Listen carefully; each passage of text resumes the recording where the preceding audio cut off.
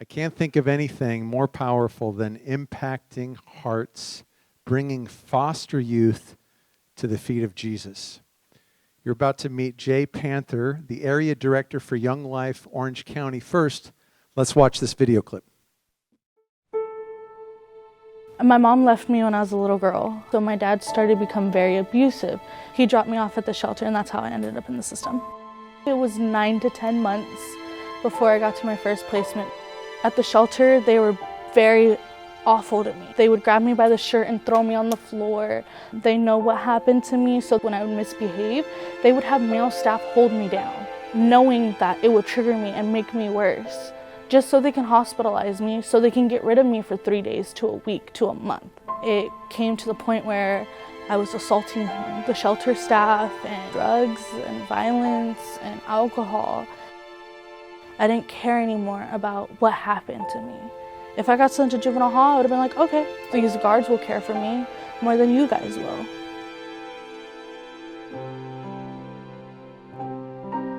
I've been to 3 group homes and 2 foster homes in the last 5 years. At group home, that was with Young Life for a couple months. They told me to go to Young Life. I was like, nah, I'm good. I don't need that, I'm fine. I was very uninterested in what they had to say. I finally met Jay, Mama Star, Shane, everyone in Young Life. It took a lot for me to accept them into my life because I have been let down so many times, and I just didn't want to let more people into my life just for them to up and leave one day. But when they were trying so hard to stay in my life, it revealed to me that there are people out there who care. Young Life has changed my life in a dramatic way. Before, I was very depressed and I was very anxious. I didn't leave my room a lot. Once I went to Young Life, every Monday I would leave my room. From 7 to 9, I would leave my room. It seriously has helped me. The path that I'm going on right now, I feel like is really good. I wasn't supposed to graduate high school till 2020. I graduated 2019. My friends at Young Life have been a part of that. I had a lot of anxiety on my graduation day. I didn't want to walk. I was about to get up and leave the venue. But once I heard that Young Life was there, I was like, okay, I got this. They're waiting to hear my name. They're here to love me unconditionally. They're gonna pass it on to me so I can pass it on to the next foster youth. I feel like my Young Life leaders love me more than a family would. They love me like God would love me.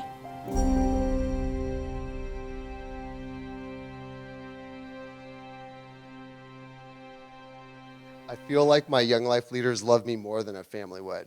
I feel like they love me like God would love me. Anybody want to sign up for that? Our mission statement is to introduce every foster youth to Jesus Christ, to help them grow in their faith, to provide a sense of family, and lead them towards self-sustaining adulthood. And there's a serious need for this in foster care, and here's why. There's an 80% that has to be reduced. Did you know that 80% of all people that are currently incarcerated in America are or were in foster care? Foster youth age out of the foster care system at 18. Within 2 years, nearly 80% of them are dead, homeless, or in jail. Human trafficking is the fastest growing criminal industry in America, and sex slavery is the biggest part of it. 80% of people that are currently enslaved are in foster care. The average age is 12. 2 years ago, the average age was 13. The predators are starting earlier. We have to do something right now. Foster youth have never been told or shown that their life has value, and their lives reflect it. We have an opportunity to impart God's identity on them so that they can make different decisions. Let me tell you a story.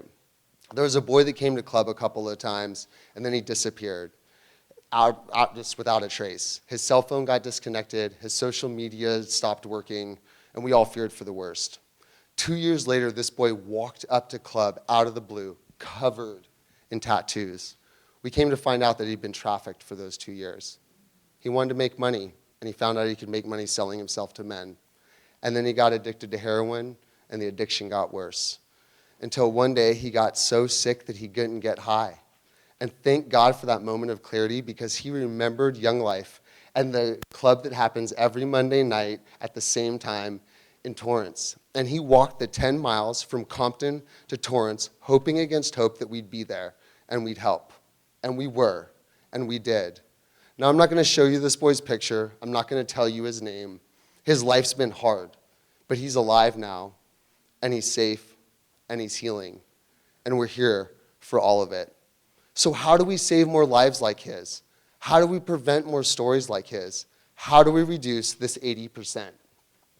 Well, what we do goes far beyond just reducing imprisonment and trafficking, as important as that is.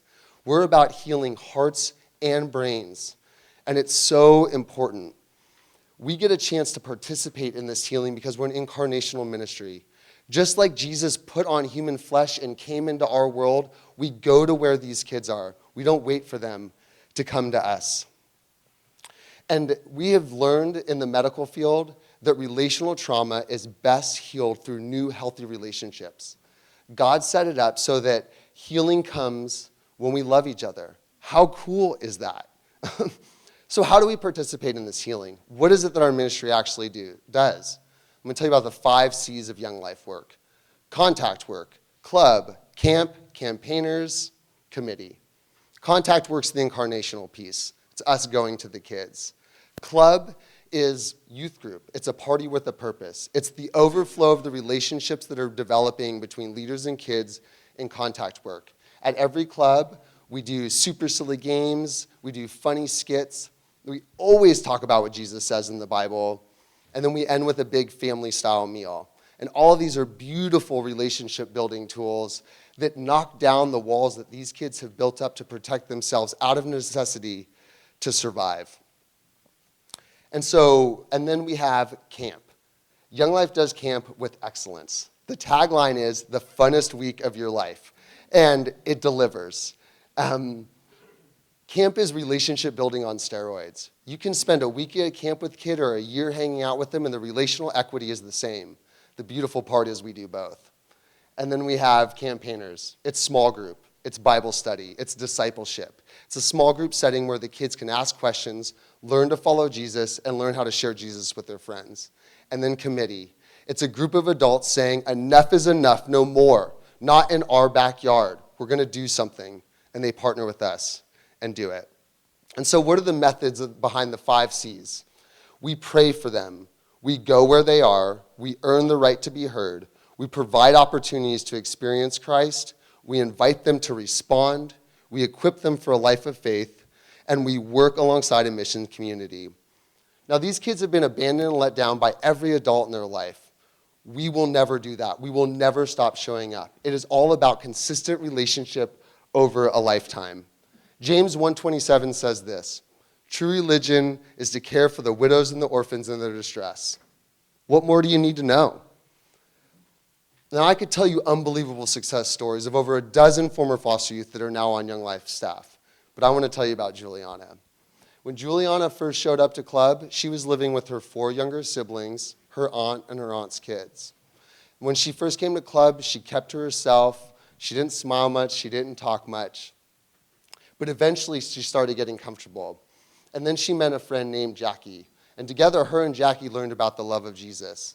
And then tragedy struck again. Juliana's aunt disappeared out of the blue, leaving her with the 7 younger kids. Now, thank God Juliana had developed enough of a trusting relationship with one of our volunteer leaders, Erica, that was who she called. It's a tragic story with a remarkable end. Juliana actually ended up getting adopted by Erica's family.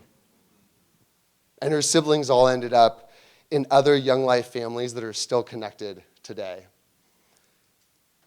Now, since then, Juliana and Jackie have continued to learn to follow Jesus. They actually joined our student leadership program.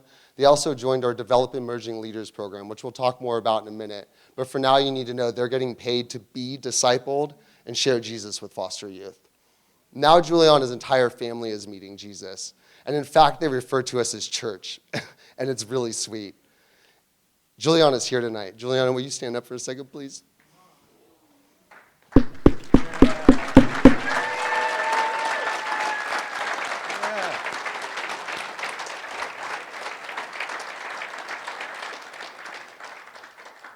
Now, we've developed vision for Juliana and Jackie, and in fact, they're going to start ministry in Santa Ana, something that Young Life's been praying for over 15 years.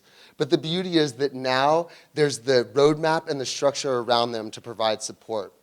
And the truth is, the future, the answer is kids that have gone through the system, indigenous leaders going back into the system and showing God's kingdom. That's the answer.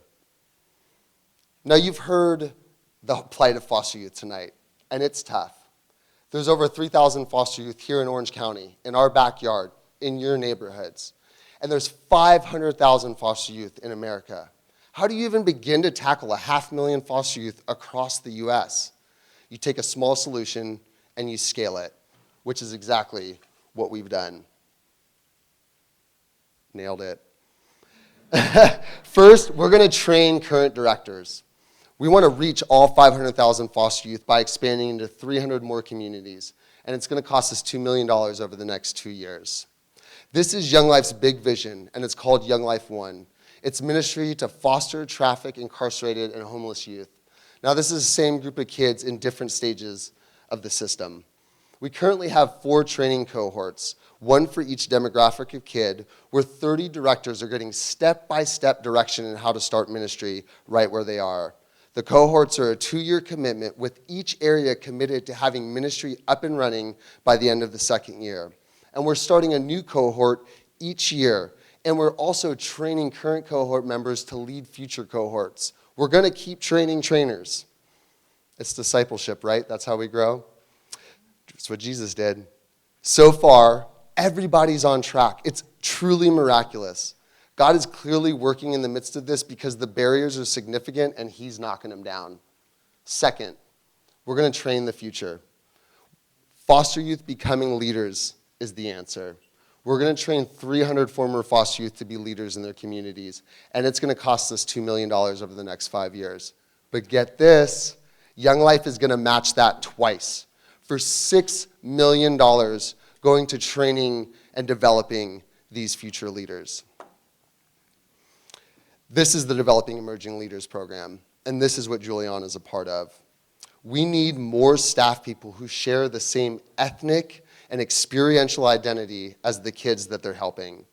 This shows the kids the diversity of God's kingdom, and they can see themselves and their futures in their leaders. They see greater possibilities when they see people from their own culture flourishing.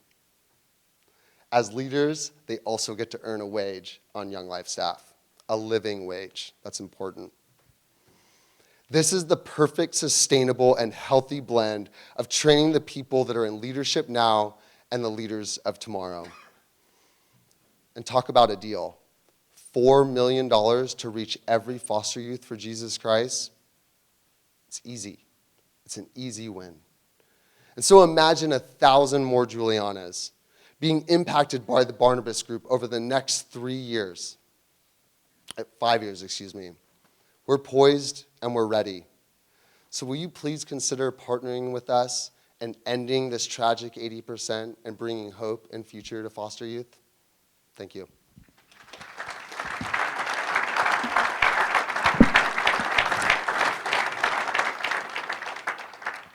Thank you, Jay and Juliana. We're so glad that you're here. Friends, if these ministries aren't lighting your fire, your wood is wet. These have been awesome.